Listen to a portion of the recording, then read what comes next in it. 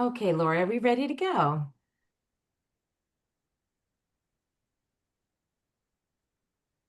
Find my mic button. Yes. All right. All right. Well, we'll go ahead and start introducing ourselves while the slides come up. My name is Julie Holmes. I'm one of the consultants on the performance assessment team, and I have been mainly working on the math cycle for CalTPA as well as cycle 1 for CalTPA. And it is very exciting to be here. I was also part of the field test for the Ed Specialist versions of the literacy cycle, the LPA. I will hand it over to my colleague, Marissa, to introduce herself. Good afternoon. My name is Marissa Luna Lopez. I'm a consultant here with the Performance Assessment Development Team, supporting both CalTPA and CalAPA. For CalTPA, primarily Cycle 2 and the Literacy Performance Assessment, and then the 3 cycles of CalAPA. We're also joined by our director, Juliet. You want to say hello, Juliet? Thanks so much.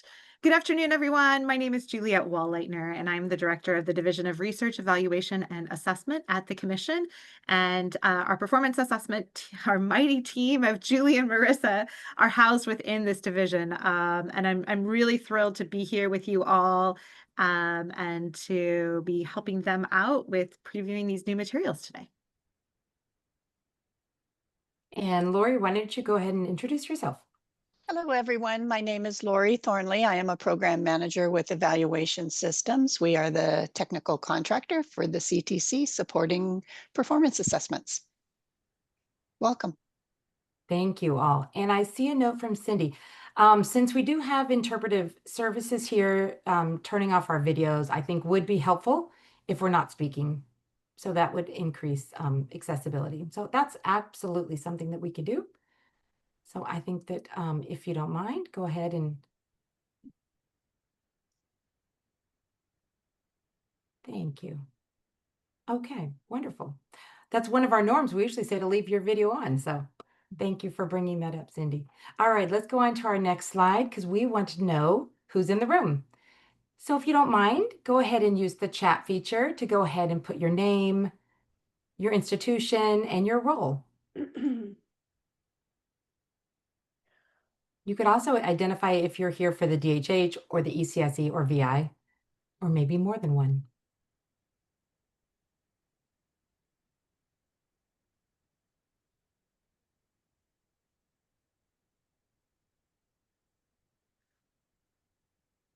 Great. I see some very familiar names. Great to see you all here today. Welcome, welcome. So this webinar is being recorded. We will send out an email in a follow-up email. Evaluations will provide you with a link to this recording as well as the resource folder that we'll be sharing with you shortly. This will be a private YouTube link. And as we go to our next slide, our meeting norms. Please remain muted, reduce background noise, and keep questions to a general focus. We can always address very specific questions if you email us, and we're happy to do so.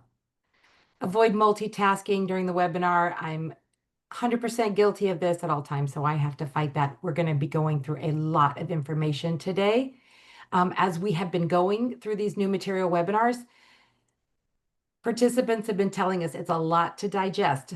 So the more you can kind of focus and stay with us so that we can really answer your questions and clarify anything that needs to be clarified, we're happy to do so. We will honor your time. Please honor time by just moderating questions and comments. We want to share the air so everyone has a chance to be heard, and set your screen to speaker view. That option's on the upper right top of your screen. Our agenda for today, we will be looking at the Google resource folder. We will put the link in the chat. And within that folder, we have the math cycle and the literacy cycle. We have watermark drafts to share with all of you, as well as a watermark draft of the Part B template. Now, a watermark draft means it is close. It is 99% there, but it's not 100% ready to be officially deemed the assessment guide. So we're sharing it now so that you can plan coursework, you can plan how you're going to support your candidates, you can start doing work in the guide with your candidates as well, because many Where are you? Where are you? many classes start in August. Oh, So okay. all of these things are in the Google folder. We will go into breakout rooms where we will, by credential area, we will go into an overview of the math cycle and then the literacy cycle, and we'll share some program supports and contact information with all of you. All right, let's go on to look at the Google folder. So we'll put the link in the chat.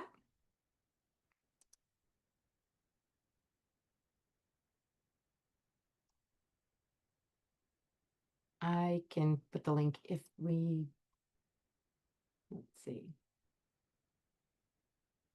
I'll go ahead and do that real quick.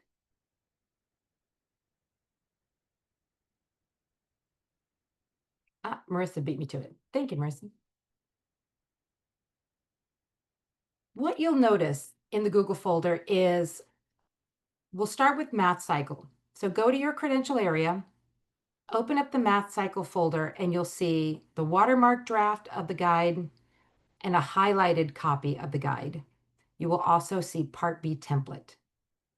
We are going to be going over the highlighted guide. So if you want to open up the math cycle highlighted guide, and then when we get to it, you can open up the literacy cycle highlighted copy and follow along, take notes. What we've done is just highlighted those keywords and focus areas and core tenets that you will notice within these cycles. And these are things we really want to highlight and elevate to you so that you can elevate this with your candidates. This is definitely something that you could review with your candidates as well and provide to them. So we hope it's a good resource. You will also notice a math and a literacy cycle backwards planning document. It's a Word document, so you can tweak it and make it your own that works for your program. It's a suggested timeline. For example, for math cycle, I think it took the math cycle and spread it out, how one could spread it out over an 8-week span. If that doesn't work for your program, then it's a document file, so you can make it your own. Again, just a way that you could work to embed this in your program. So hopefully that is something that is of help to you. It got really great reviews in the field test. And do not worry, we will put a copy, a PDF of all of these slides in the Google folder at the end of today's presentation. Okay, let's keep going. So the new version 1, the 25-26 version, candidates will have access to the guides and the templates, and they will be able to register for the math cycle and the literacy cycle as of September 23rd. That is the magic date where you and candidates will have access to all of the materials. Of course, you have the watermark drafts right now, but that is the magic date, September 23rd. Also, the version 1 passing standard for the math and literacy cycle. The commission at its June meeting approved a 16-point passing standard for both cycles. Both cycles have 8 rubrics. The rationale being a minimum of 2 points per rubric. But of course, with CalTPA, it's compensatory scoring. So candidates might receive a 4 on one rubric, but they receive a 1 on a different rubric. As long as the candidate hits that 16 points, they pass the math or the literacy cycle. Candidates can have more than one score of a 1. So that is allowable as long as they get to 16 points. The commission also approved a 14-point secondary passing standard. So if the candidate scored 14 points or they scored 15 points, even if they have more than one score of a 1, you can utilize that secondary passing standard to then approve and move them forward, that they do not have to redo or resubmit that CalTPA. And I think that we will need to go into more depth about secondary passing standard at a later time. That might be something that that we could definitely touch on later, especially for new programs that are just implementing CalTPA. That just struck me. So thank you for holding off on questions for that. We will get to that. Probably not in today's meeting because we've got a lot to cover, but that is something that we can follow up with guidance on that for you. Now you're wondering, or maybe wondering, how will you get, and on September 23rd, how will you get access to these materials? Here is that information. There is a link. You will go to the Ed Specialist CalTPA Faculty Resource Policy and Resource webpage. You will click on that page. You will scroll down to Assessment Materials, select your credential area, and then click on those assessment materials to download. It will download as a zip file, and then you have to enter the password. The password will be provided on September 23rd. So you will get access on September 23rd, and you will get that password. Yeah, Julie, we should mention it will be emailed to whoever the coordinator on file is in the commission's ADS system. Yes, thank you.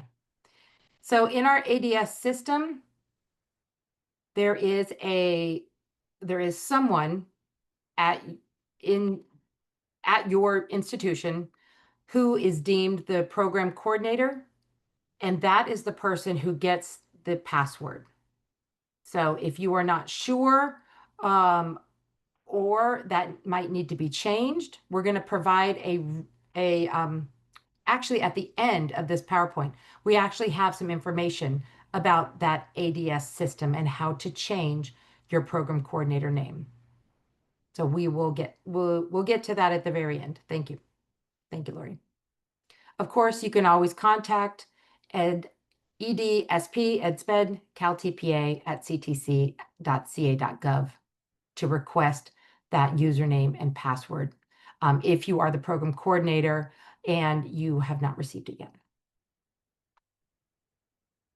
Okay, let's move on. So let's talk about the structure of the CalTPA. There are 2 instructional cycles for each of the DHH, ECSE, and the VI CalTPAs. There are 4 steps within each instructional cycle. Cycle 1, where the candidate is planning their instruction. Step 1, plan. Step 2, teach and assess. Step 3, they are reflecting on their work. And step 4, they are applying what they've learned for future instruction. So these are the 4 steps within each cycle. We have shifted this year, if you've been following CalTPA, from cycle 1 and cycle 2. We are now using the math cycle, which is based off of cycle 1, where they're planning just 1 lesson. And then we have cycle 2, what was formerly cycle 2, which is now the literacy cycle, where the candidate is planning 3 to 5 literacy lessons. So the recommended idea being candidates would complete the math cycle first, because that's just planning for 1 UDL asset-based math lesson. And once they complete that and go through that cycle and get their feedback, then they would move on to the literacy cycle, because more is asked of the candidate in the literacy cycle. They're bringing in that asset-based instruction and basing their decisions on their instruction off of that assessment work. So that's another layer, of course, for a new candidate and a new teacher. All right, let's go to the next slide. So for the focus student requirement for the math cycle, is a little bit different and unique for each of these 3 CalTPAs. So for the math cycle specifically, for ECSE, the candidate is planning and teaching the focused child, or they can plan and teach the focused child plus any additional children with similar support needs. So candidate choice, whatever makes the most sense to the candidate. For DHH, CalTPA, they're planning and teaching for the focused student or the focused student plus any additional students that they choose with similar support needs. For the VI CalTPA, they're planning and teaching for just one focused student only. Let's go to the next slide and look at the literacy cycle. Now, the focus of the literacy cycle shifts from the math cycle. It shifts to that focus on planning one math lesson for a group and focus students to planning multiple literacy lessons and administering those assessments. So for ECSE, they are planning and teaching either for a group of children that includes their one focus child that they select, or it could be just a single focus child. Either is fine. For DHH, same thing. They're planning and teaching for a group, including their one focus student or just a single focus student. And for VI, they're planning and teaching for just one focus student only. And with that kind of broad information, we're going to move into breakout rooms. And I'm going to stay here in the main room with the interpreters. And my colleague Janelle is going to stay here, and we're going to go over the DHH math and literacy cycle. Now we're going to put 2 breakout rooms up here in just a minute. If you are here for ECSE, you're going to join Juliet Wallleitner in breakout room 1. And if you are here for VI, you'll join Marissa in breakout room 2. And remind them to record. Julie, do you want to address the question in the chat? Oh, I didn't even see. Thank you for. Okay, Marissa got it. Yeah, thank you. I was so focused in. Yeah. Okay, Laura, you can go ahead and pull up those breakout rooms for 1 and 2. And go ahead and select. If you're DHH, just stay put.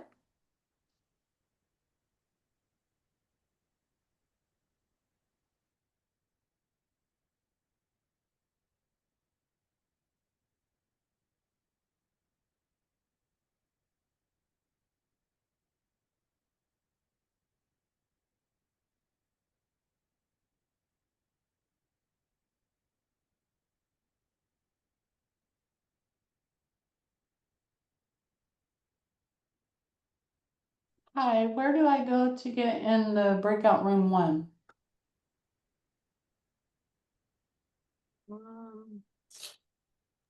Who's asking that question? Oh, Beth Hart. Beth, I can put you in there. There should have been a screen that popped up on your, Yeah, usually there is, but yeah, maybe hiding behind another window, but I can put you there. You want to be in Okay. ECSE? yes, please. Okay. Lori, can you do that for me as well? It's Sharon. I'm not Yes. seeing a pop-up. Yes. Did it pop up No, it for didn't. you? Oh, she left, so it must have. Sharon, I will put you in room 2. Yep. Yeah, VI. There you go. Thank you. Invite should have popped up on your screen.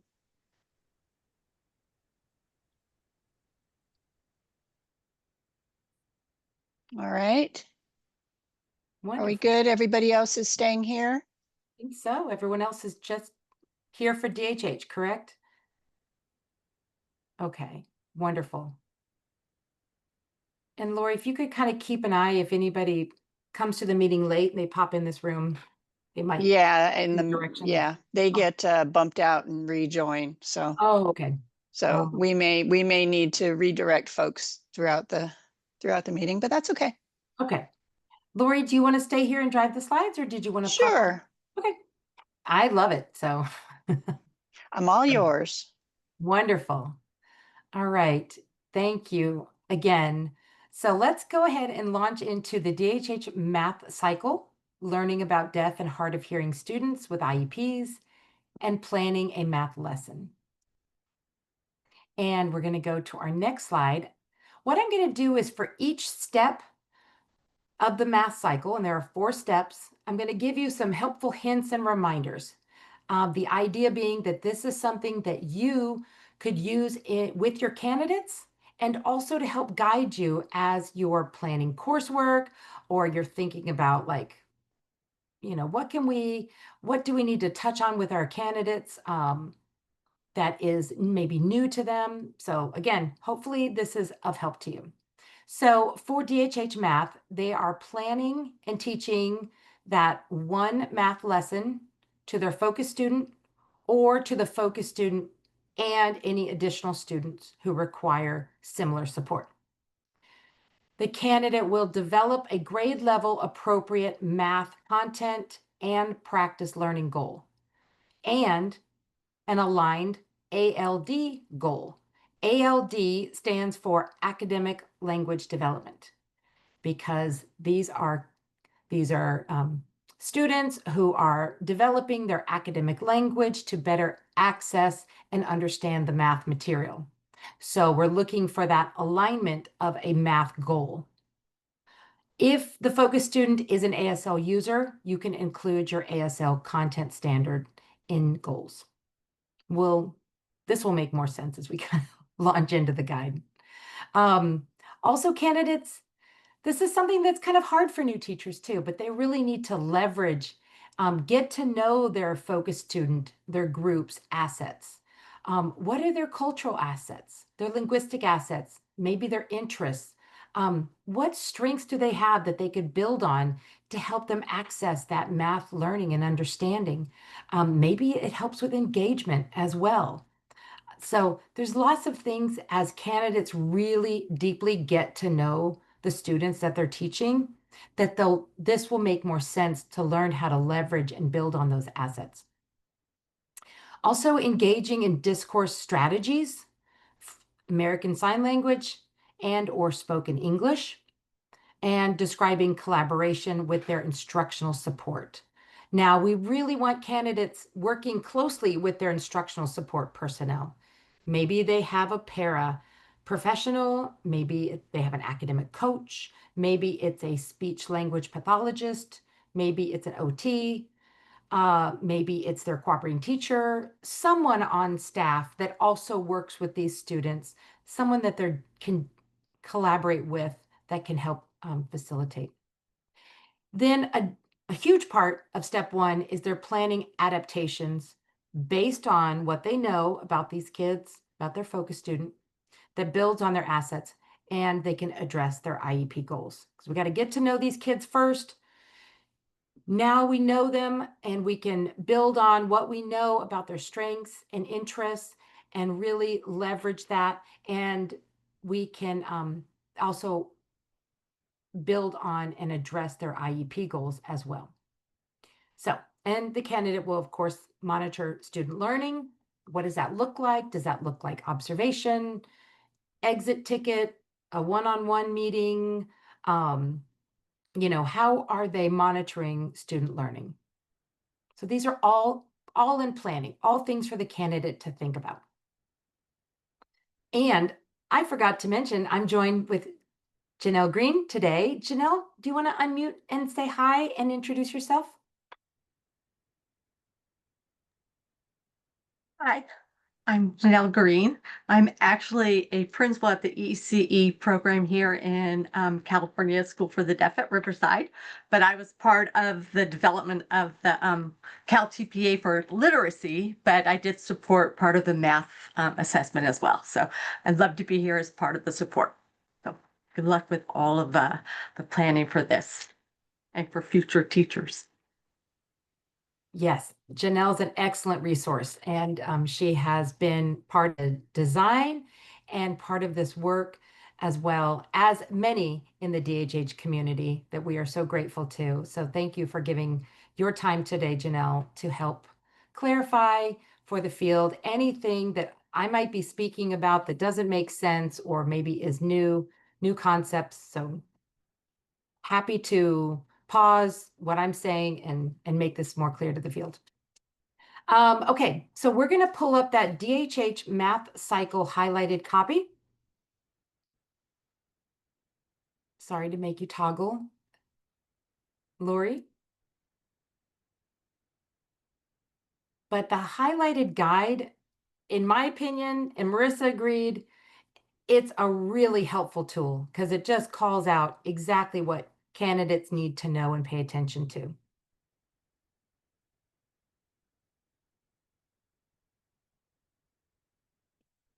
All right, Lori, do you have that pulled up? Sorry, give me a Oh. second here. Oh, okay. I didn't know, maybe you'd walked away. Never know. No, I'm here. All Let me right, make it a little bigger. thank you.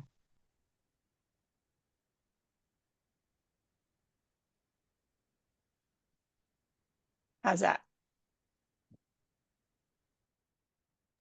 That's good. Okay, so let's scroll on down. This is the DHH version 1 of the math cycle. All right, let's keep going down. We'll get through all the preambles and the acknowledgements. We'll get past all of that. And I think the next part here is just the introduction to the CalTPA math cycle. Again, just reiterating the authorization credential that the candidate is receiving from the California Commission as a DHH credential preliminary candidate. All right, let's keep scrolling down.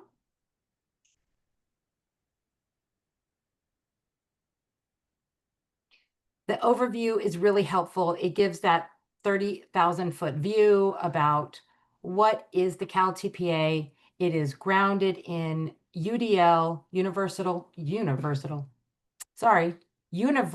design for learning, as well as asset-based instruction, not deficit-based instruction. No deficit thinking. We're not looking at what candidates cannot do. We are looking at what they can do and what strengths they have when they come to that classroom.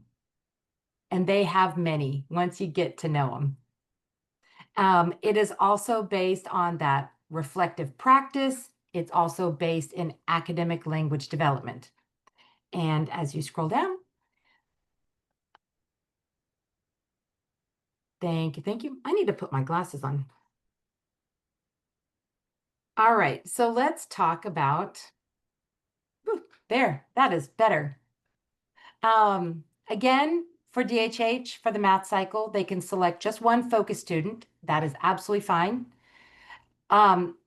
Looking for a focus student who has specific assets and learning needs, or they could plan and teach the lesson to the focus student plus any additional students who require additional support in making progress towards meeting those math and math ALD learning goals.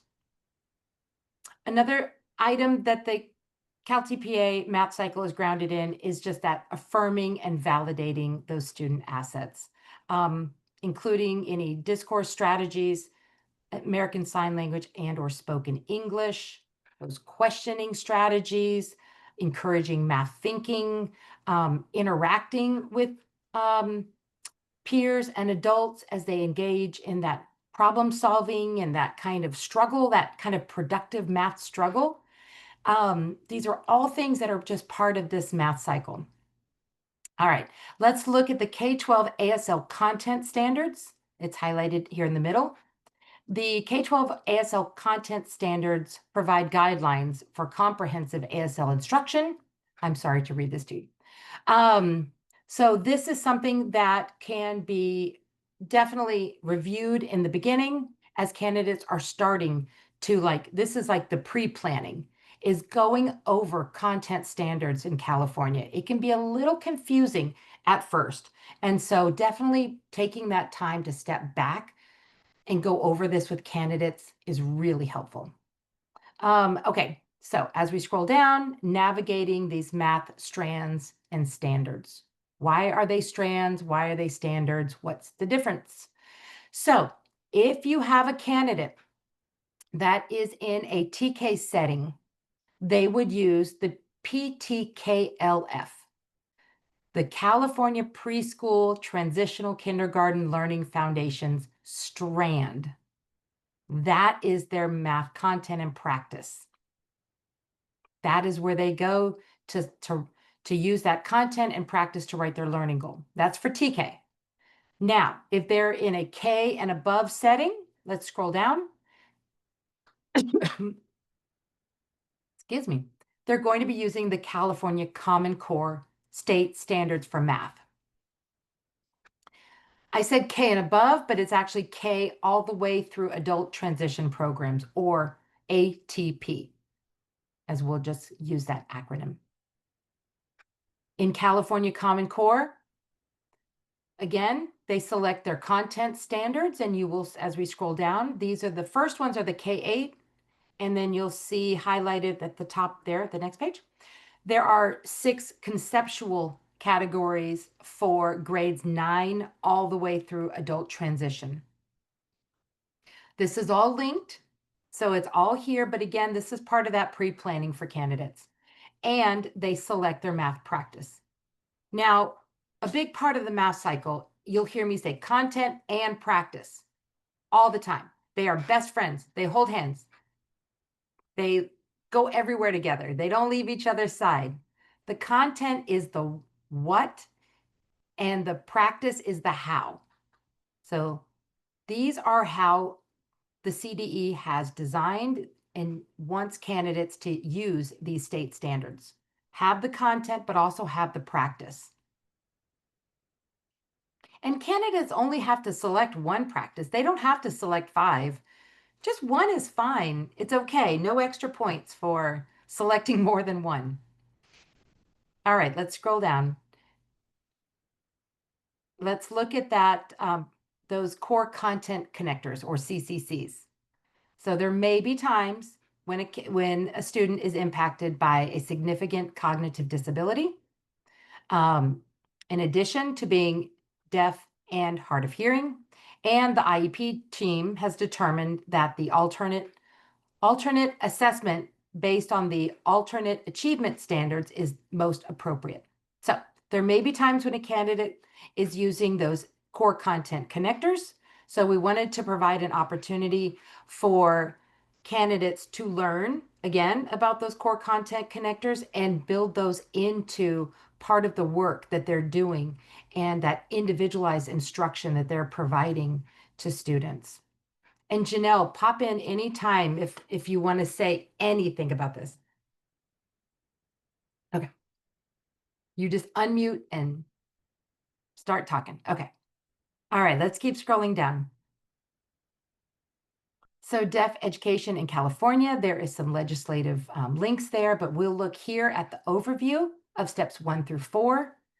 Again, just reiterating that this assessment is to be completed with students ages 3, excuse me, ages 3 and up. So that's pre-K too. So we don't have to scroll back, stay where you are, Lori, but back to when we were talking about strands and standards. So under strands is the PK and the TK. So if you have a candidate in a PK or TK setting, they'd use the PTKLF. Kinder and up to adult school, they would use California Common Core. Okay, so this gives that big overview of the steps. We can scroll past that because we're going to get into it more deeply here. All right, keep going. The assessment table, the evidence table. This is a great resource for candidates. Print this out, have it everywhere, look at it often, because it shows the candidate what they're going to be doing in each step and the evidence that they submit for that step. So it's very important to go sequentially through the steps as they're completing the CalTPA. We don't want candidates jumping all the way and recording their videos without thinking about their planning, selecting their focus students, planning their math lesson, having their learning goals, because then the video is not going to be aligned with what they've planned. So they really need to go sequentially through. Again, just reiterating that the candidate is creating 2 learning goals based on those strands and standards that they have selected. We're going to talk about this in a minute. All right, let's keep going. This has steps 1, 2, 3, and 4. Very important to kind of review. And then you'll see the essential questions. The essential questions frame each rubric. And in the CalTPA, there are 8 rubrics. You will notice in step 1 plan, there are 4 rubrics, 4 out of 8. That's half of the assessment right there. So planning is a huge part of setting the candidate up for success in the math cycle. The literacy cycle is a little different, but the math cycle, it's all about, and if you remember the title, it's all about planning for students with IEPs and planning that math lesson. So taking the appropriate amount of time is really going to set your candidates up for success. Okay, let's keep going.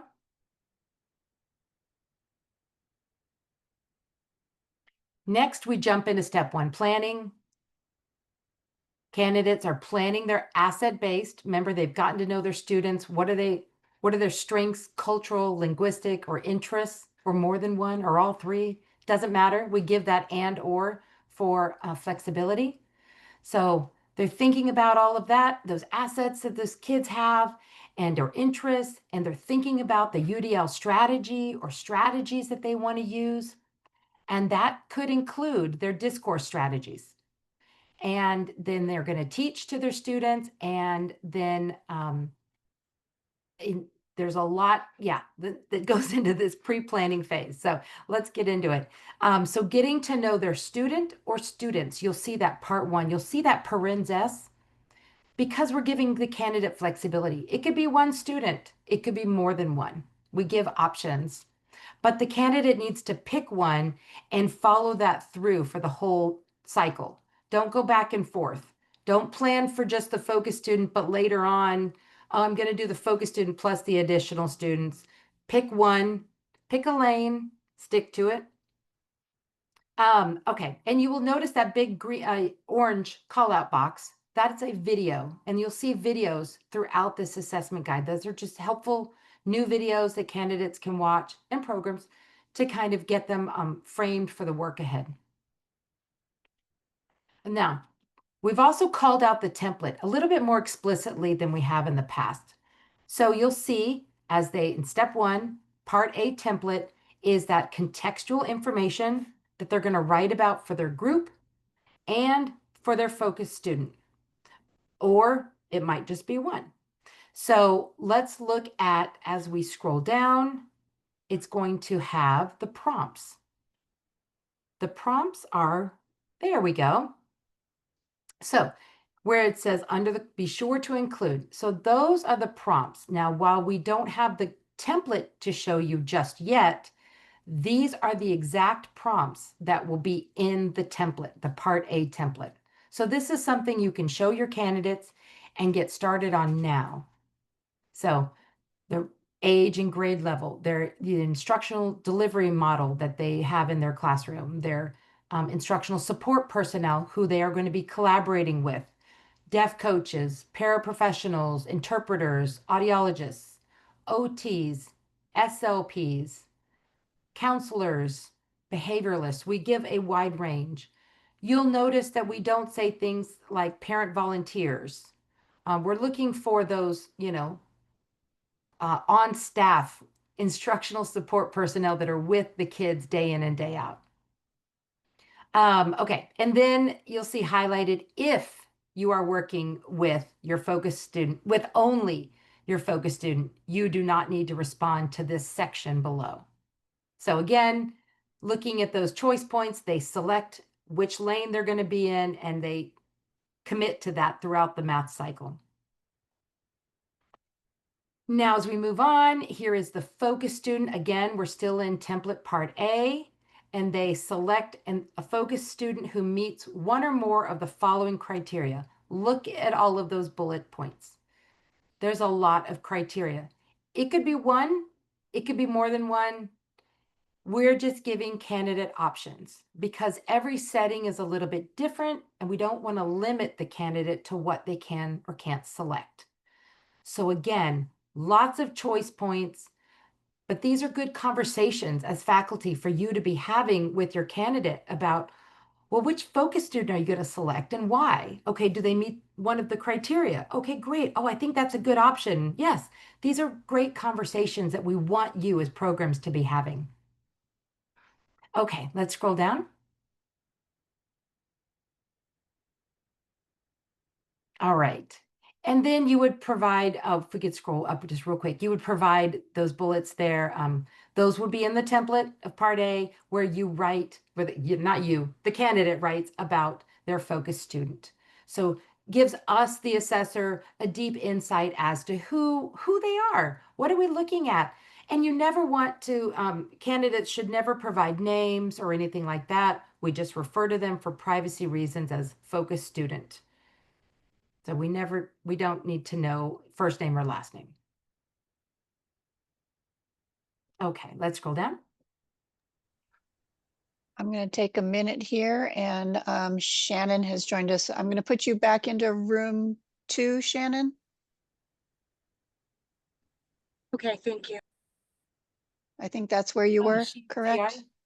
Yeah. Okay. Thank you, Lori, for keeping an eye on that.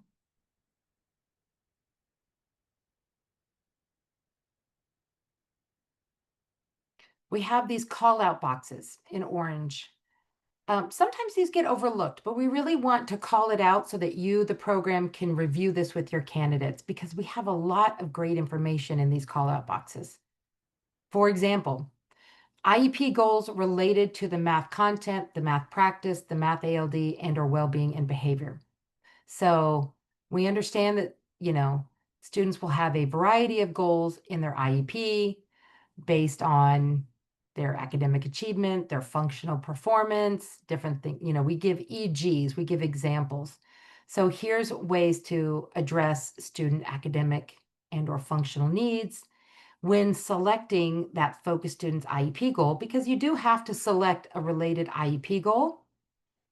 And so we give examples below. So here is, cultural and or linguistic and or interest goal related to math content. And here's a sample IEP goal related to academic language. So again, just giving you, the program, lots of great insight and support as you're working with your candidates. All right, let's keep scrolling down. I'm calling out the call out boxes. Who knew? All right, and now we move into the math lesson plan. You'll see it says template/upload, Part B. What that means is that you can use our optional Part B template that we provide, or you could create your own as a program. That's fine if you want to create your own Part B template. We just ask that you first align it to what are in the prompts, and maybe do a side-by-side comparison to make sure that you're not leaving out any critical information that would negatively impact your candidates when they submitted their work and you used your own template and you left out a very critical piece of information that that the candidates didn't include. All right. Here we go. Another great call out box. How to use those grade level standards right there in the middle. When planning a lesson, start from the same grade level standards that would be used for all other students for that age or grade. Do not use content, strands, or standards from a lower grade. What that means is, if you have a candidate in a 4th grade setting, they are to select 4th grade goals. Even if the students are on a 1st grade level, it doesn't matter. They need to select the appropriate 4th grade goal, content, and practice. It is when they create their learning goal that they can modify and make those changes. All right, let's keep scrolling down. Thanks, Lori. And Janelle, pop in anytime if you have anything. All right, here we go. So selecting those math strands or standards and a math practice. Again, we prompt the candidate with links. Here's for PK/TK using the PTKLF. And for K through adult transition, they would use California Common Core. You'll see where it says the 3 I's. If your students are eligible for the core content connectors, they would align that with the grade level that they're teaching. And again, if the focus student is an ASL user, then they would also select one K-12 ASL content standard in addition to the math content that they've selected and the math practice. So that's in addition to. Now they write their content and practice learning goals. So they've selected their state standard, strand or standard, and they've selected their math practice. But now they need to put it all together to make it work for their students that are in front of them. So they're basing it off of the grade level, but they're creating it their own. What do they want their students to learn and be able to do? Then they also create their aligned math ALD learning goals. So that's their academic language that'll support them in accessing this content. All right, let's scroll on down. Again, you'll see all the prompts that are in Part B. Let's keep going. And let's start to look Would you like at, to take a look at the Part B template while we're looking at the Part B prompts? yeah, would you mind? Would you? I have it. Thank you. Oh, I'd love it. Okay, so you'll see all the prompts here in the guide are the same thing that you're going to see in this Part B template. And the Part B template is provided because this is a big part of that pre-planning. This is something that you could take and do now with your candidates. So what's the lesson? What's the subject? What's the grade level? Because they're going to make sure that that grade level aligns with your state content. Selecting your state standards, selecting your practice. Keep going. Those options for core content. Now they're writing their learning goal. What do they want their students to learn and be able to do? And same for the math academic language goal. We're going to look at some examples for that in just a minute. So just kind of keep that. But you'll see what's in gray is the prompt, and the brackets are where the candidate starts. Those open up, and the candidate, that's where they put in their writing. And you'll just see those same prompts that you see in the guide are right here. And you can keep scrolling down. But this is a great activity. And this does take a lot of time for candidates because. And the templates are what they submit when Yes. they, yeah. Yeah, thank you. The templates are exactly what they submit. And there's even a chapter in the guide for what to submit. So they're going to submit all of these templates. And there's some things that are not a template, it's an upload. So. And this is where they want to spend the time. Yeah. This is an important place to spend the time. This is where you want to fill in all the information. This is not the place to kind of jump. This is where, because when we're doing the assessment of the candidate's work, we're referring back to this often and analyzing exactly what they've fed into this. So this is a very important part of the assessment. So emphasize this with the candidates that this is a very important part of their assessment. Yeah, absolutely. All right, let's go back into the guide. We're almost done with step 1. Here is another great call out box, how to write that PK-TK learning goal. You'll see the example at the bottom highlighted. Students will demonstrate their understanding that adding one or taking away one object changes the quantity, because right above it is the content and the practice. So they've put it together to create exactly what they want the students in front of them to be learning in that lesson, math lesson. All right, scroll down. You'll see same thing, but it is an example for K all the way through ATP. You'll see those, again, those example learning goals. And then right below, how to write a learning goal using the core content connectors. So there's an example there at the very bottom of that. So again, great resources for your candidates. I know that I always need an example sometimes to know what's expected of me. So we are hopeful that this is of help to all of you. All right, and this one, how to write an academic language development learning goal. Because in the past, in cycle 1, candidates had to write an ELD learning goal. We have since moved that to literacy. So for math, we are focusing on academic language development only. So this is a little bit new for the field. So we give an example at the bottom based on 5th grade content and practice standards and based on ASL content standards as well. So students will practice, we use precise mathematical vocabulary and domain-specific signs, e.g. quotient, divisor, to explain their reasoning when solving problems, blah, blah, blah. So again, that's exactly taking the content, but making it work for the students in front of them and really building that specific vocabulary to understand the content. Now, the adaptations for that focused student. This is a big part of what they're planning.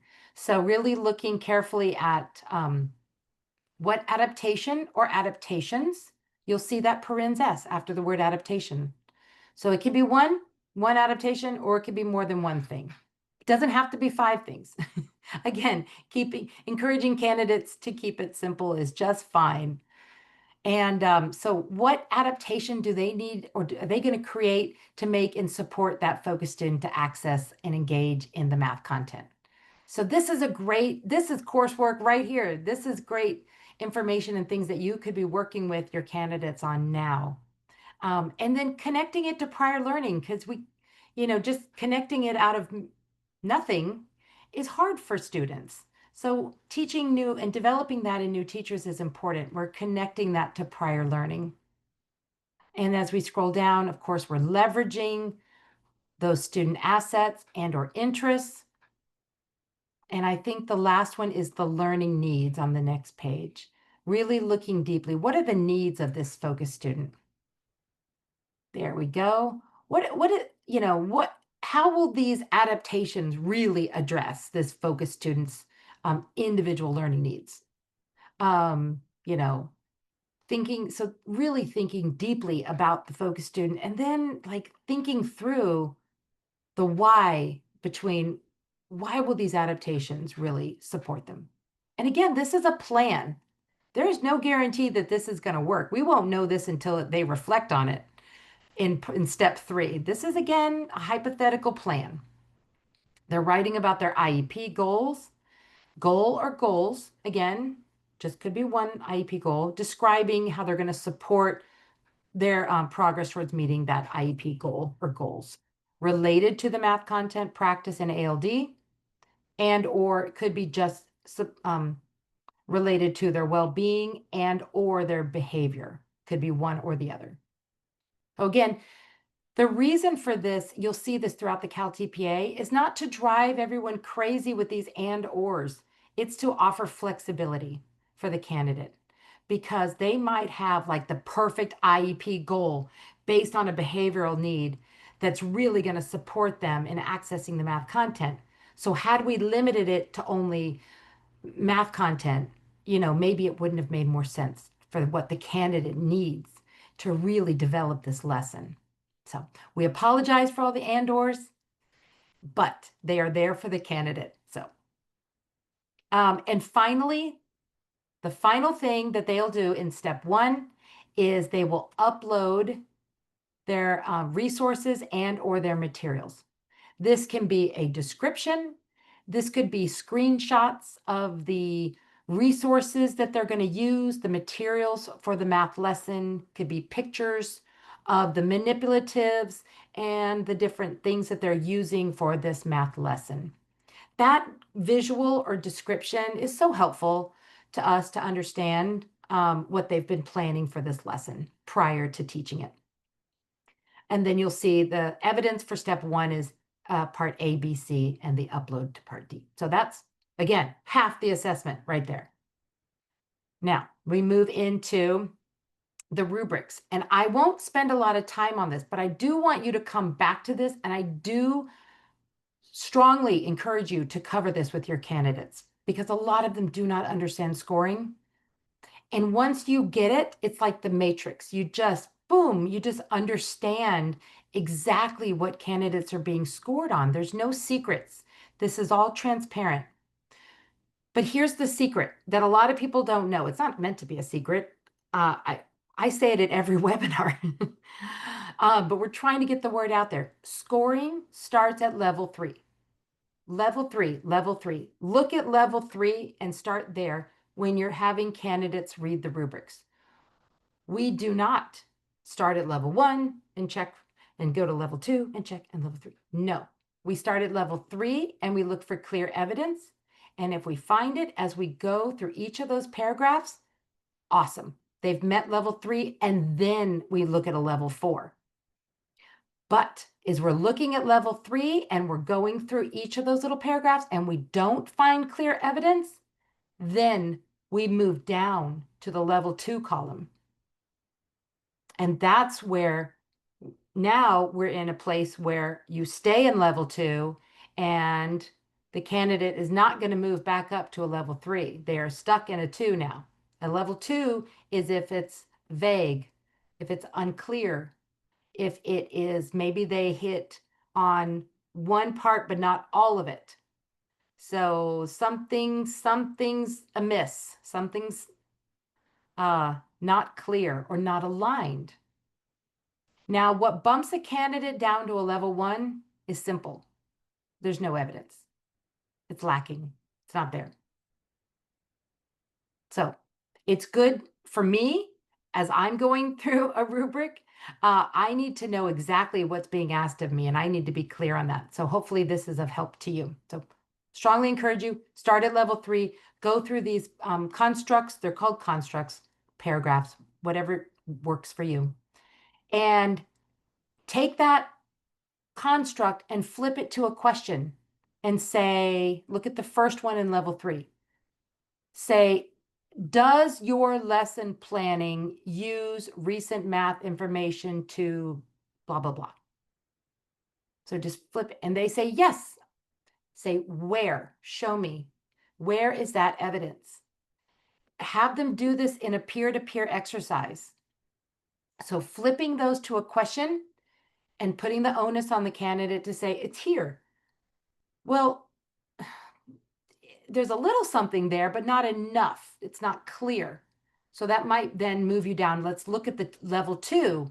Ooh, does not clearly use recent math information. So yeah, you can coach a candidate to really look at these rubrics. Did you provide enough information? Maybe go back and rethink that work and kind of guide them just as you are already doing now. We're not doing the work for them.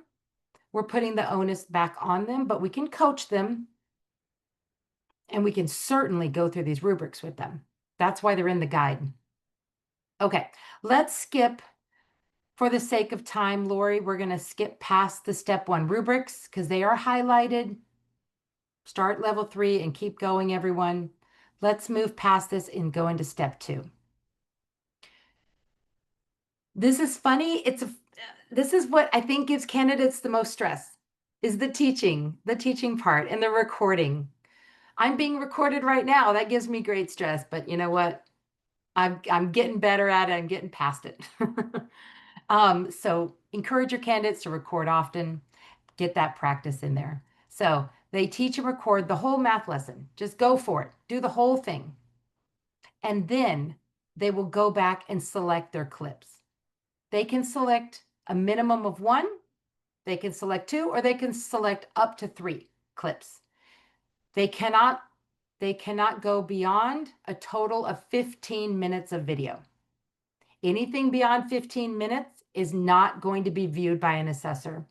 So they could select 3 clips that total 20 minutes, but those last 5 minutes, and those last 5 minutes might have been like that really awesome thing that they really wanted to highlight, but it's not going to be looked at because they've now gone beyond the limit. So really something to impress upon your candidates.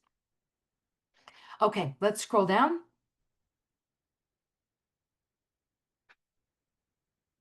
All right, keep going. Here we go. Selecting those clips. Now we're in an upload situation for part E. Part E is where they upload their 1 to 3 clips, showing their active math learning of the content and the practice, the what and the how, academic language, and how they're monitoring students' learning. So again, we prompt you up to really carefully go over this with your candidates. And as you scroll down to that call out box, instruction in ASL. So these are some helpful tips to ensure that your camera is maybe in the landscape mode instead of placed at an angle. Watch that backlighting, because if there's a lot of backlight and it's like a shadow, we can't see the ASL. Janelle, do you have anything you want to add about video tips or tricks? Yeah, definitely. This is a really important one. We had some bad videotaping happening when we were trying to assess. We had some where we were looking at like the back of the student, not even the front, and it was really difficult. Too far away, we need to be close so we could see clearly what is being signed or even said. We need it to be bright enough. That's definitely, and again, like you said, landscaped. Landscape. Right? So That's we really, need to we have need the to whole impress that. signing field, The right? whole field, yes. Yeah. That is really important. And I think being able to, and often what happens is we sometimes have candidates try to, oh, I don't know what you call it, but almost explain what they're going to be doing. Let it be natural. We want natural instruction happening, not a preview of explanation of what they're going to be doing or a review after what they've taught, what they did for us to view.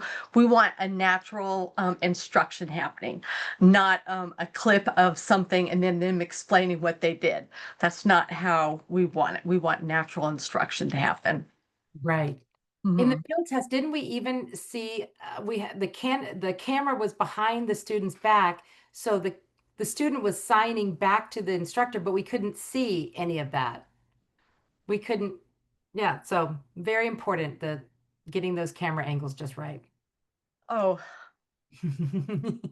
And video edits are critical. allowable.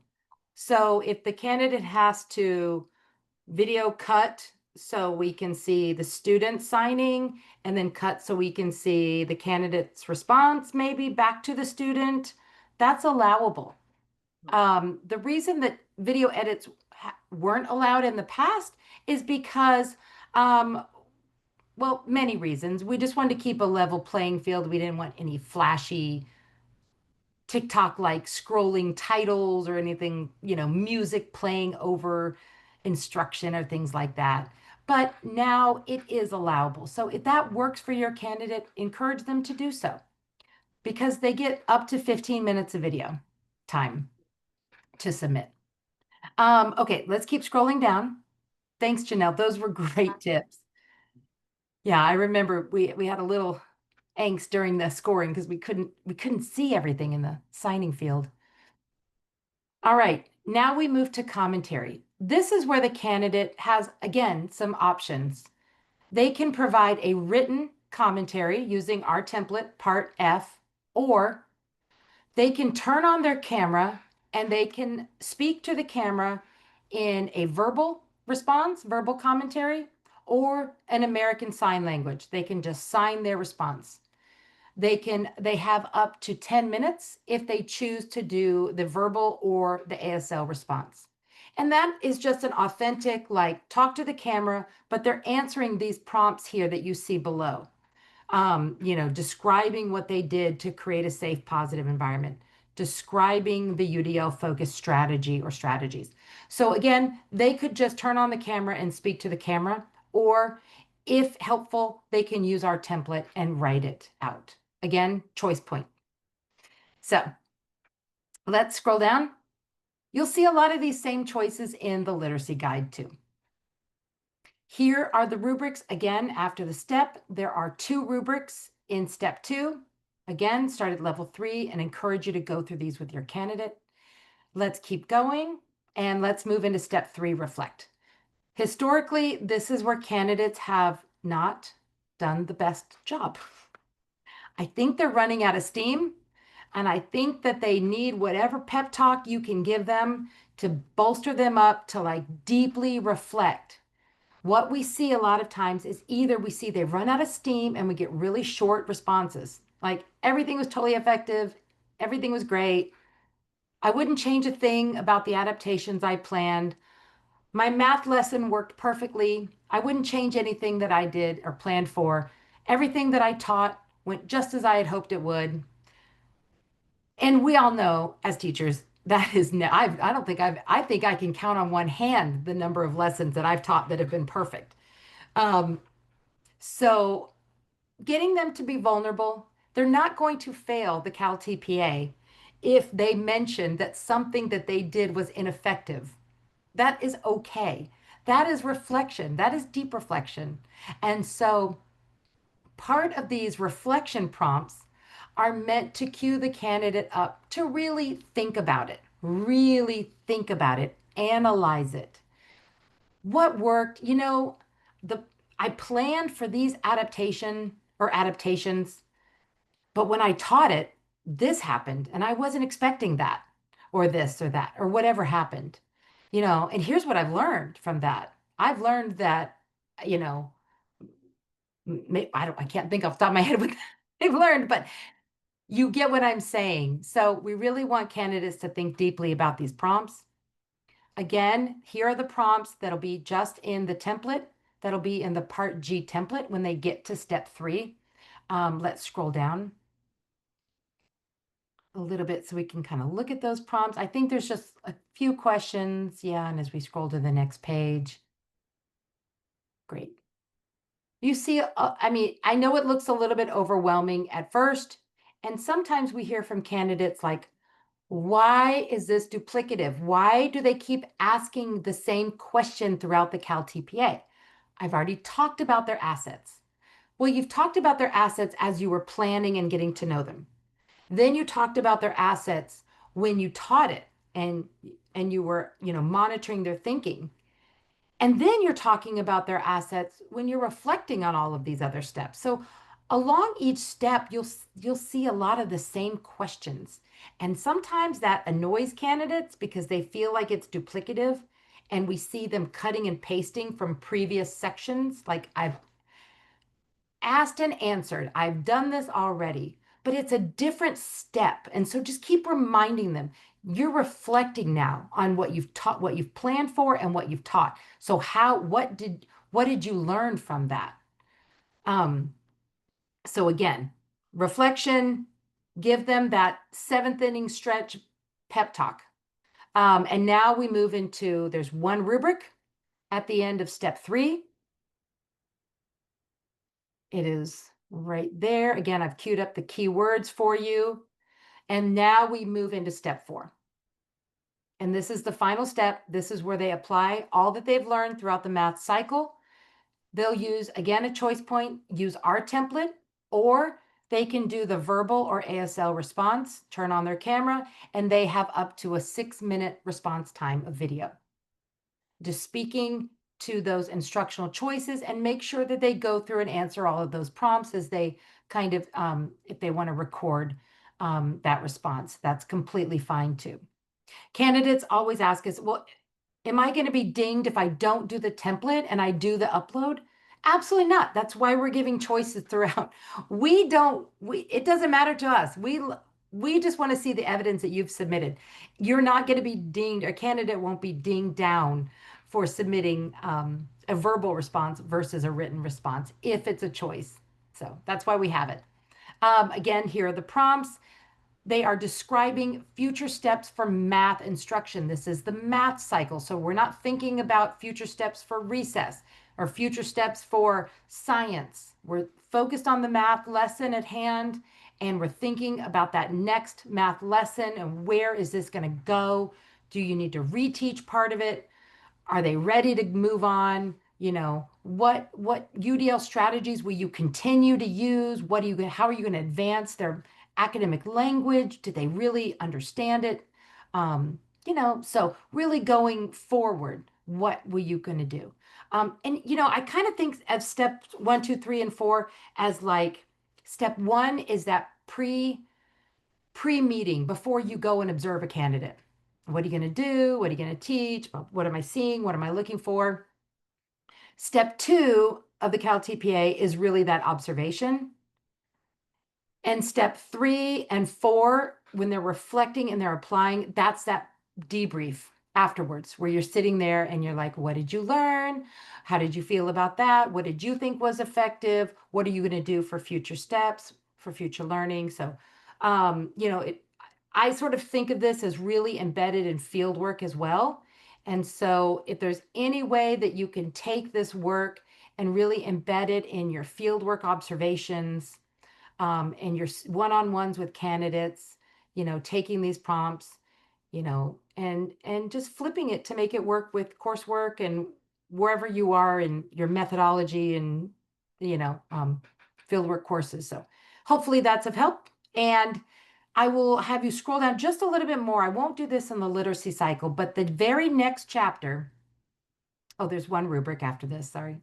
One rubric, and that's the last one. This is the 8th and final one for step 4, apply. And as we scroll down, the next chapter here is called submitting your evidence.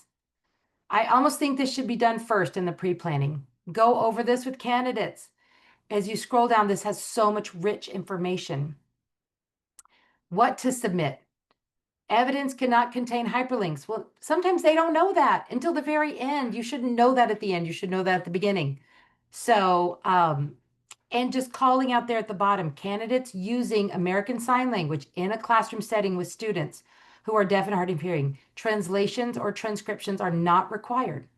So that is okay. We will provide that. We will get that translation, transcription done. We want to see, the authentic work that you're doing in the classroom. So Yeah, scroll down. assessors will be fluent in ASL. Yeah. Thank you, Lori. And as we go to the next page, this has all that little detail about like what font size do I have to use? What format for the video do I have to use? Go to the next page and you'll see that, it gives supported formats. MP4, how to label your video evidence. Again, this is why I'm saying this is good to know at the beginning because I'm a planner. I'm a type A planner. So I like to know this at the beginning. All right, let's scroll down. And I think we can wrap up the math cycle now. All right, and there we go. So anyway, it is there in the Google folder for you and your candidates. Share it. And hopefully this is a great resource. All right. I will pause for questions. Oh, in the PowerPoint, I do have these helpful tips. Let's go to the next slide real quick. I'm going to provide these slides to you at the end. So again, this is a reminder of things we just talked about for step 2, where they record and teach. Step 3, how they reflect and what they reflect on. And step 4, where they are applying and describing those future steps to advance the children's math learning. And I will pause for questions about the math cycle.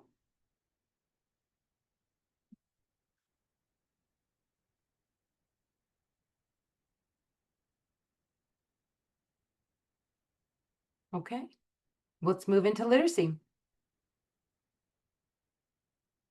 For the literacy cycle, this is assessment-driven instruction, assessment-driven literacy. Oh, goodness gracious. Assessment-driven instruction. Oh, I think there's an extra word there. Literacy instruction for students with IEPs. My bad. I will fix that. All right. So let's get into those helpful tips. So this instructional cycle can be completed with students 3 and above, just like the math cycle. Same thing. The difference is, of course, this is literacy, and they are planning 3 to 5 lessons. Three is the minimum. There is no extra credit for having that 4th and 5th lesson planned. But if they want to, because it makes sense for what they're planning, they can definitely enter that information. So we offer, again, the choice for candidates 3 to 5 lessons that are aligned, that show a progression of learning. How does a progression, they're building on one another. First we learned this, and now we bump up to this, and now we build off that, and we're doing this. So what does that progression look like? And another big part of the literacy cycle is that direct, systematic, and that explicit instruction. And we'll talk about that as we go in. Now, They can teach group, including the focus student or just the focus student, just like the math cycle. And we'll go through the criteria. They're using recent available information, just like in the math cycle, leveraging cultural and linguistic and/or interests, just like in the math cycle. Now we get into some literacy differences. Now, we're not doing math. We've shifted to literacy, addressing those foundational reading skill or skills and a selected theme. These are in the ELA-ELD framework. I will show you what these look like. And then they will use that foundational skill and the selected theme to write their learning goal. Similar to the math cycle, where they had to have a content and a practice to write their learning goal.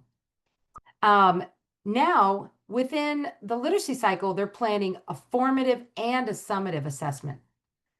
Now, in previous cycles, previous years, we have said informal and formal assessment, but we have aligned our language to the CDE.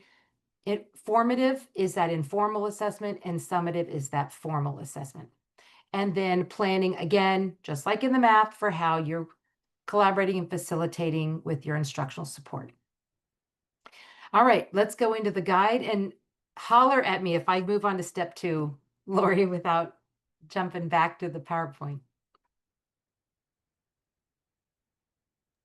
Will do. Okay.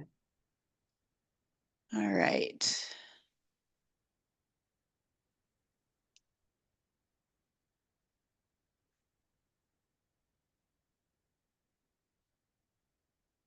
Great. All right. So we got version 1.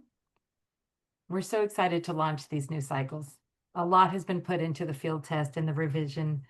We've had great data and great feedback. All right, so a lot of this we can skip because, once you understand the math cycle, you understand the literacy cycle. There's just additional things that they have to do.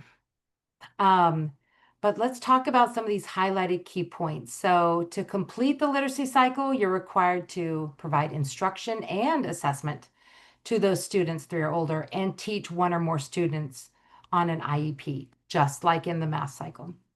All right, scroll down.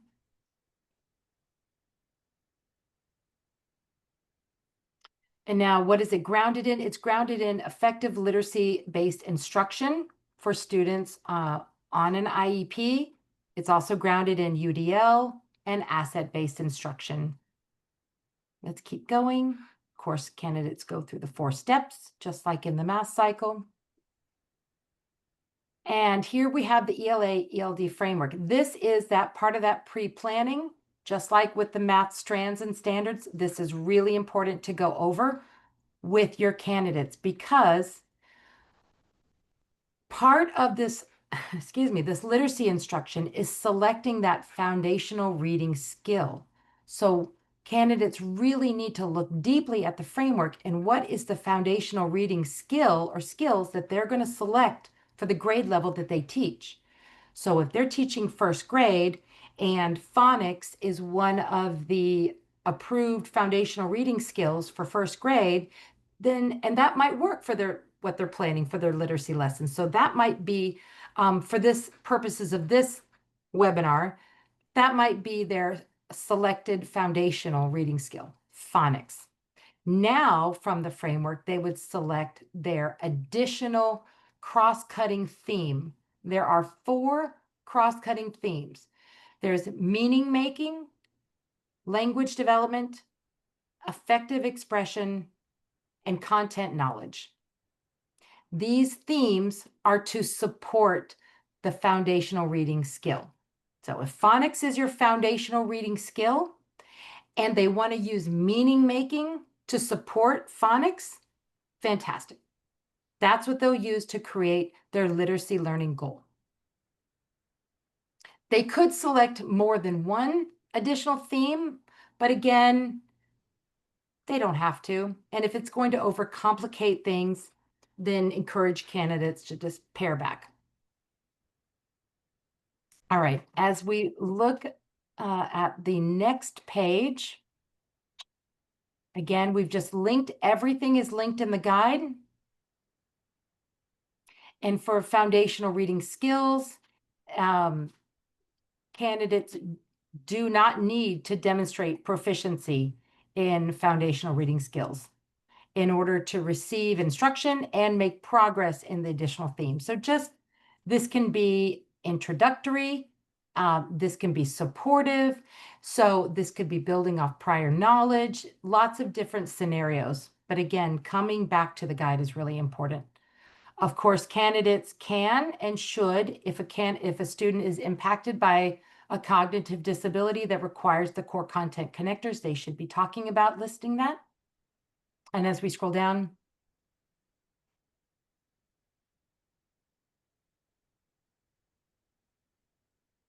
their K-12 ASL content standards as well.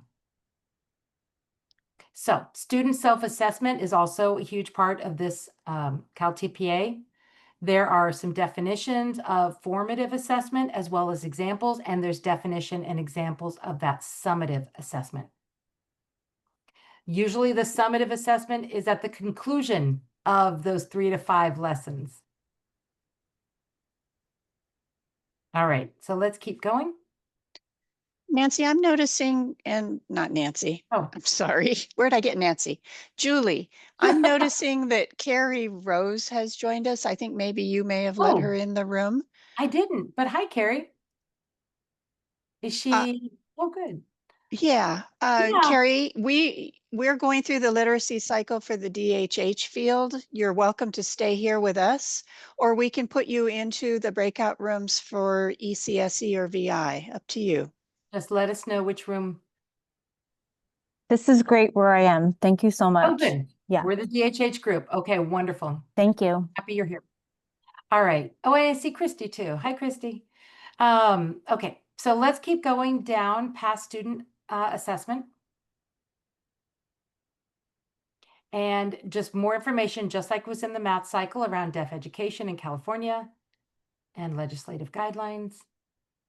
And our overview of steps 1 through 4. Now you will see in the beginning paragraph of steps 1 through 4, how, just a reminder, they're planning for a group of students. Group is defined as 2 or more.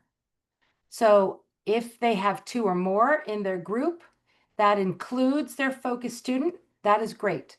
Or they can plan for just their focus student. So either is fine. So it's always confusing. A group that includes their focus student. So if a group is 2 and that includes their focus student, that could be a minimum of 2 students. So just to clarify that. Or they might have 10 students that they're teaching, and within that 10, that includes their focus student. These are all things that they will explain in that Part A template. All right, let's keep scrolling down for the sake of time so we get through all of this. Lots of good feedback and things to come back to for steps 1, 2, 3, and 4. Right here in the evidence table, so they're planning those 3 to 5 lessons, corresponding assessments, and writing their learning goals. Now you'll see each lesson, so each of the 3 to 5 lessons must include their ELA literacy learning goal, what the students will be learning and doing, and their ELD learning goal. Again, that's for each of the lessons. They will, because there's a progression of learning and, students are progressing up in their learning, they're building upon the previous lesson. So the learning goal would look different for each of the lessons. So if they're planning for 3 lessons, then they have 3 learning goals, 3 ELA literacy learning goals, and 3 ELD learning goals. I just want to make that really clear. All right, let's keep going. I will. The essential questions. Just like in the math cycle, there are 8 essential questions. That means there are 8 rubrics which frame each rubric, excuse me. So these are helpful to go over with your candidates. In the math cycle, there were 4 rubrics in planning. You'll notice there are just 2 in the literacy cycle. So 2 rubrics in planning, but there are 4 rubrics in teach and assess in step 2. So again, that step 2 part, that's half of the assessment. That's a big deal. So is planning, but we've gone through planning pretty comprehensively in the math cycle. So we can skip past a little bit of that and move more into the teaching portion. All right, let's keep going. In step one, planning, again, they are looking at recent available literacy assessments, other contextual information to get to know their students, to help them plan and teach these literacy lessons. As we scroll down, and they can look, and there's examples here about, state testing and other things that they can be looking at. We don't have the Part A prompt, but here is exactly what would be in the prompt. So if they're planning, for that group, sorry, if they're planning to teach just the focus student, they would do that first part. If they're going to teach the whole group, if you're working with your focus students, you do not need, okay. Did I explain that right? If you're working with your focus student, you do not. Okay, because you've already answered it. So again, just like in the math cycle, when they have that or for the focus student, they can pick this type of focus student or focus student plus, the group. They need to pick and stick with that lane throughout the whole cycle. Okay, let's keep going.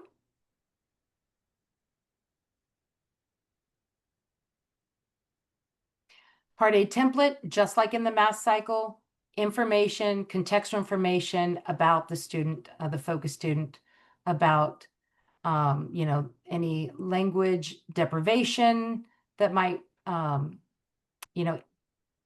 if they're an ASL learner, they might be a district identified English learner. They might be or have a literacy related disability such as dyslexia. There's a lot of criteria that they can select for the LPA. All right. And there are the prompts for the focus student. All right, let's keep going. So we moved past Part A. We're in Part B, the learning segment template. Learning segment because we've got 3 to 5 lessons.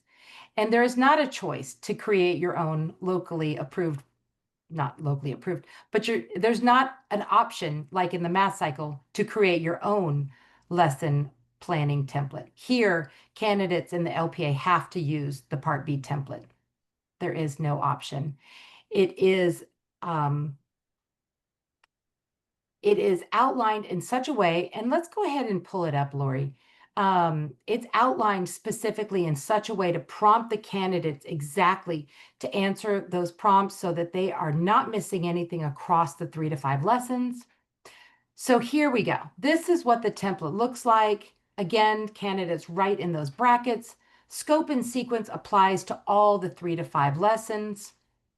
And we candidates sometimes assume we know what they're talking about. They really need to be explicit.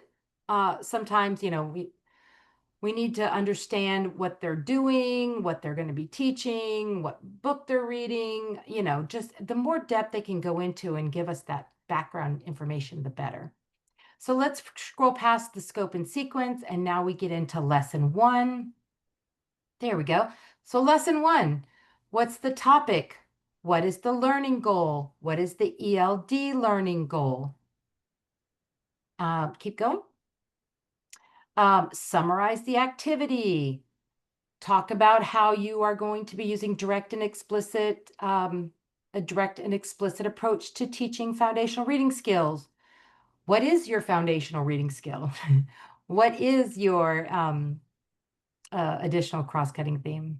So all of these things, how will you be collaborating with support? So that's lesson 1, and then so on and so on for 2 and 3. All right, let's keep scrolling down.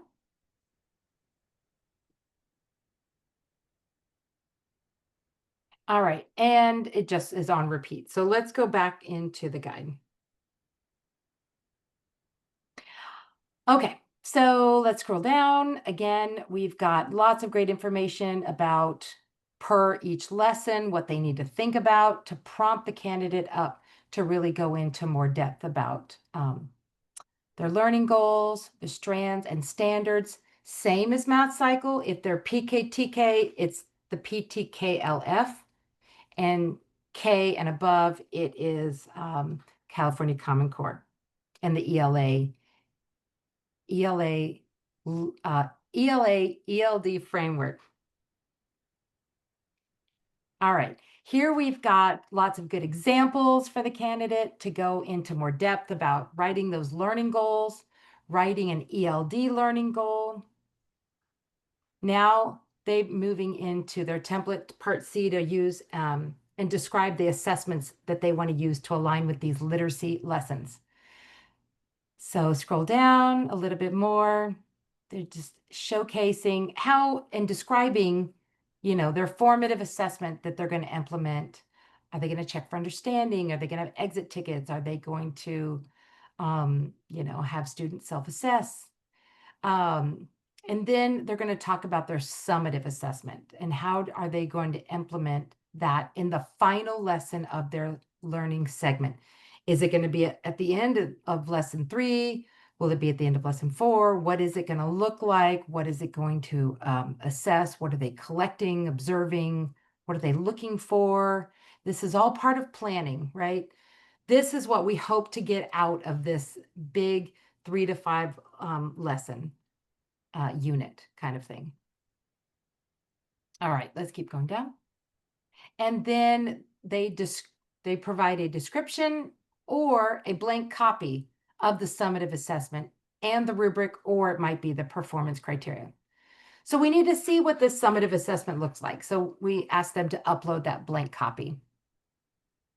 And in the call-out boxes, again, we give examples of a product-based, a process-based, and a performance-based criteria assessment. Let's keep scrolling down. You're doing great. You guys stay with me. I know it's tough. And now we have the 2 rubrics at the end of step 1. Again, stay with level 3 and check for evidence and have your candidates, hold your candidates accountable, walk them through the rubrics and really get familiar with these. Let's go past the rubrics and move on to step 2. Step 2, teach and assess. All right, now they're going to teach their 3 to 5 literacy lessons, and they're going to select between 1 and 4 clips. These 4 clips, if they, well, all the clips cannot exceed 20 minutes. So again, math cycle was up to 3 clips and 15 minutes. Literacy cycle is up to 4 clips and 20 minutes. And what they're going to be doing is perfect. Would you scroll down a little bit? They're selecting their video clips based on the foundational reading skill, the additional theme, the assessment of literacy, and how they're adjusting their literacy instruction, you know, based on, might be based on assessment results. Great, thank you. And let's keep scrolling down. Talks about instruction. All right, commentary. Just like in the math cycle, they're providing that commentary, the what and the why behind their instructional decisions during their teaching. So again, they can use our template, part F, or they can upload their verbal or ASL response, and they're answering these prompts here about their direct and explicit approach, their additional theme, their integration of ELD, how they're leveraging assets. Again, all of the same themes that they've planned for are right here as well. And let's move on. Another big part of, as you keep scrolling down, of teaching and the step 2 is where the candidate is really prompted to provide that specific and actionable feedback to the student as well. So again, there are 4 rubrics in this step. So again, something to come back to. We can kind of keep scrolling through these 4 rubrics because it's do want to end on and honor your time. And step 3, again, reflection, give them that pep talk. Now they're analyzing that summative assessment results, what they're really going through an analysis and reflecting on it, thinking deeply about it. What does it mean? Providing the student with specific actionable feedback is important. It's got to be beyond you did great.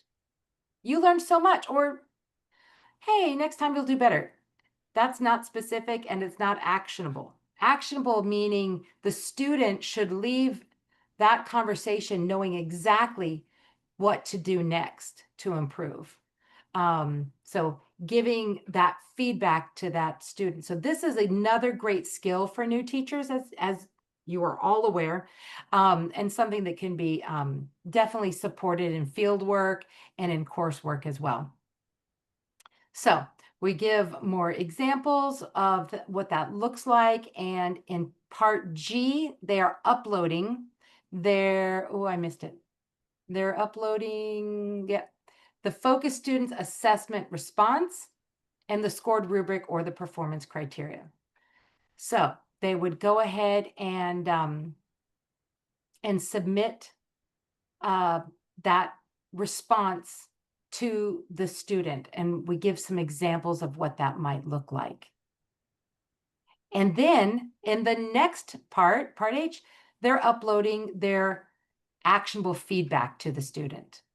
So providing, and this is just for the focus student in the reflection. So the focus student is the spotlight, so looking at the focus student summative results, what does that mean? Giving that student that actionable feedback. They might do a video or an audio recording, or they could do a written summary. Lots of choice point there for the candidate, whatever works. As we scroll down, and template I, this is the last one in step 3, where they give a written narrative, that reflection and that deep analysis of the summative assessment results. Because we need to deeply understand the assessment in order to base any decisions moving forward. And we also need to look at it and go, oh, this is surprising. These are surprising assessment results. I didn't expect that. And that tells me a lot about my planning, and that tells me a lot about my teaching. So sometimes, like when we do a webinar like this and we get feedback afterwards, we're like, oh, we should have planned for that. We didn't plan. That was not clear. Yeah, we should have done that. Okay.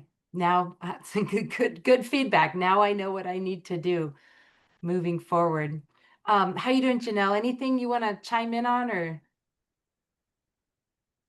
One of the things about that feedback, the actionable feedback, that was an area when we were doing the assessing that students either did really well or they did very poor. There was not a lot of in between. So I think that was something that was not clear to the candidates from the program. So that's something that I think programs can really emphasize with their candidates, that feedback is really important, especially for students to receive from their teachers. Mm-hmm. And that was a place where I think a lot of candidates got kind of dinged in their scores because of their feedback. I was not. I thought they could have done better in that area. You are so right. Yeah, thank you for bringing that up. I had forgotten that part from the field test, and that's a great point that you just made. There really was no gray area. They did well in it, or they did really poorly in it. So again, we've done our best to strengthen our instructions in the guide, but again, that additional level of support is for programs to really emphasize these with candidates, or giving them opportunity to talk with their peers. Maybe a peer would point it out to them, like, yeah, one very specific, very actionable, but not specific, or vice versa, or something, or something where they might not, they might have missed the mark. Great point. Thank you. Yeah. All right. How we doing, Lori? Let's keep going. All right. And now, again, we're still in step 3, and they're providing an analysis and a reflection from the summative assessment results for the whole group. So they're looking at all of those results and specifically that analysis and reflection for the focus student as well. So both. All right, let's keep going. And there is one rubric for step 3, reflect. And let's move into step 4. And finally, the application. Now, this does require an additional step that is not in the math cycle. So in step 4, they are based on all that they've learned, based on all of their planning and their teaching and their reflection, thinking through the formative assessment, all those observation things that they noticed, based on the summative assessment and all of their evidence. What did they learn about the progress of either the group of students, including their focus student, or just their focus students' progress in meeting that ELA literacy and ELD goal? Notice we say "and" a lot. ELA literacy and the ELD goal. So it is both. So what did they learn? Now they have to plan one more short activity lesson. One more. This is a reteach or an extension.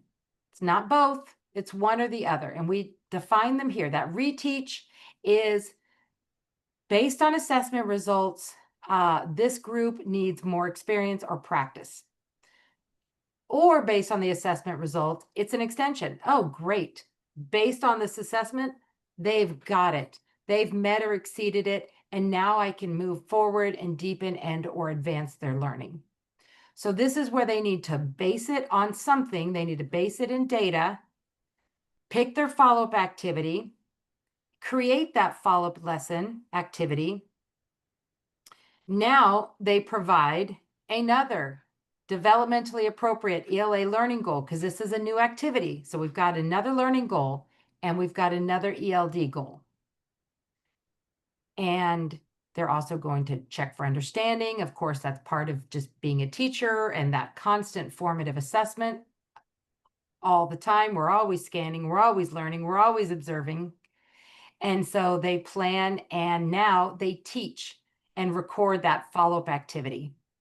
Now they only have to submit one clip in step 4 and of their reteach or their extension. And I believe it's only about 5 minutes is the length. If you could scroll down just a smidge. It doesn't say. I believe it's a 5-minute video.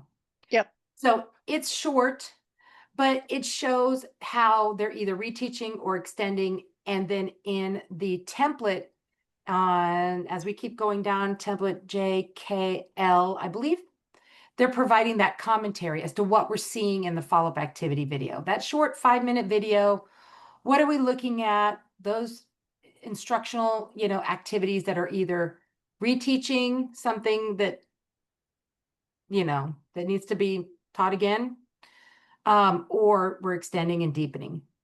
So again, and in the final template, I think that's JKL. Is there another one? Where did I? Nope. No, I must have missed one. Can we scroll back up real quick? I missed a template where they're explaining, I think. JL, go back. Oh. L is your K. video, is your commentary, And then K is the video. is the videos. And is there one more? Yeah, there's that J one. is J. the J. J is okay. J is that that rationale for either or. And that's where they summarize that activity. Thank you, Lori. That was the one I wanted to kind of highlight. So you can see the difference between step 3 and step 4. Here, there at the end of step 4, there is one rubric for that final lesson activity. So not only have they taught 3 to 5 literacy lessons, but now in step 4, they've also planned that follow-up activity. So you can see this cycle takes a little bit more time than math cycle.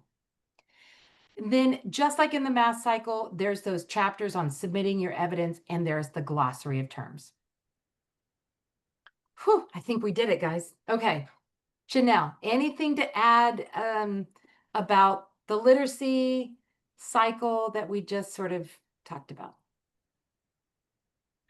Really, I mean, just emphasize that this is replacing RICA. And that's really important to emphasize for those students, the candidates, because this is really applicable to the candidates. It's not busy work. This is something for them to really take serious. This is going to be applicable in the classroom. Look at the rubric. That rubric will give you exactly what you need to do. The assessors follow the rubric. We look at that rubric, we analyze it, we read those sentences over and over again just to make sure what the candidates are doing and they've submitted it. So have those candidates really understand what those sentences mean. I like that you were talking about the peers going back and forth and having them have serious, overanalyze their submissions with each other, because I would rather have a 4 than a 2 or a 1.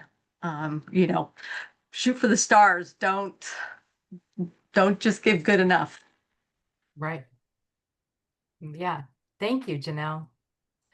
Yes, you're 100% right.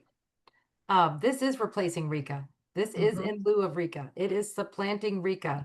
So this is applicable, and this is what they should be doing in their classroom as teachers. Not everything as a new teacher is effortless as you go through the years, where you're not thinking about formative assessment. You're just automatically doing it. You're in auto mode. You're not thinking about a summative assessment. You've already planned that 6 weeks ago.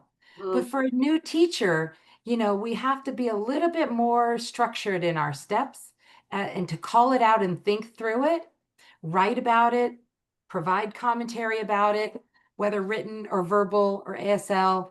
And so I know that sometimes it can seem duplicative to candidates, but these are great steps to be going through as they're in their clinical placement as their new teachers. So thank you. They may not even think about it, but the reflective step, that is critical, especially for a new teacher.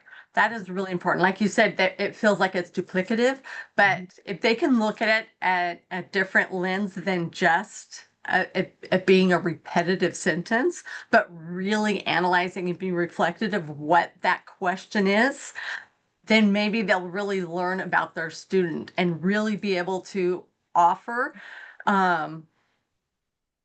the lesson or the instruction that the student deserves. Right. And also, what do they learn about themselves as a teacher? Yeah. Like, I learned that I didn't call on certain students. Or I remember every day of being a first-year teacher because I felt like I was so terrible at it in my first year, and I would drive home every day and I would just remember things that I didn't do. I didn't do that. I said I would. I told the student I would do that. I didn't. I don't even think I called on Isaiah once today. I mean, I would just berate myself with my reflection.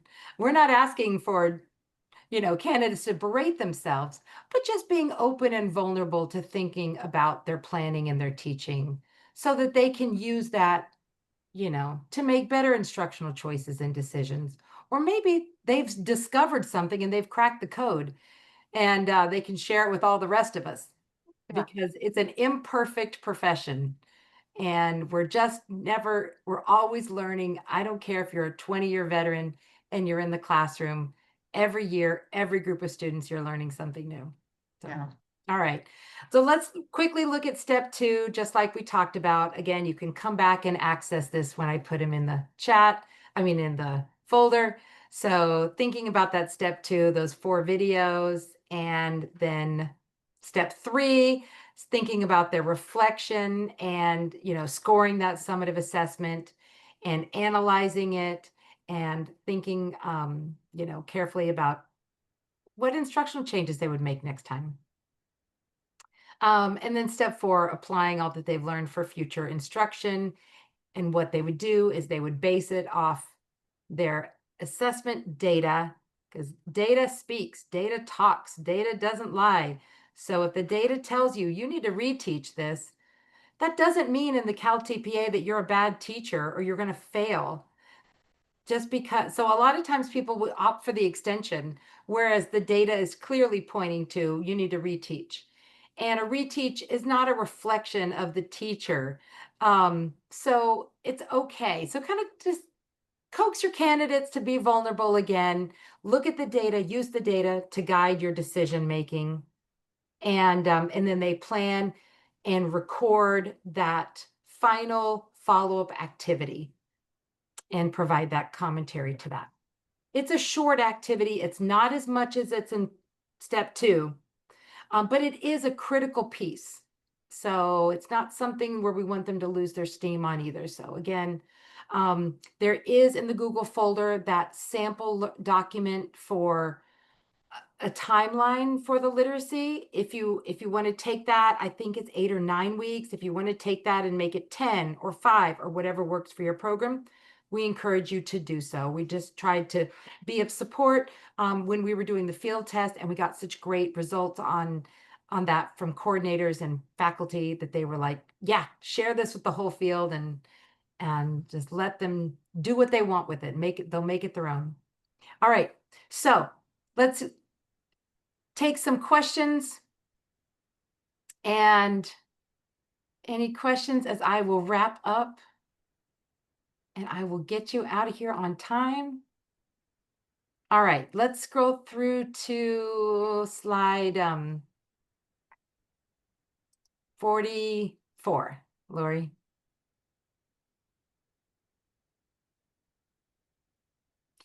So we've got some upcoming program supports, contact information.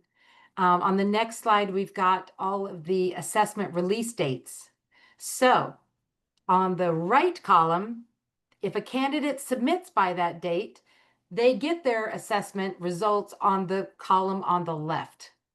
So these version 1 assessments come out September 23rd.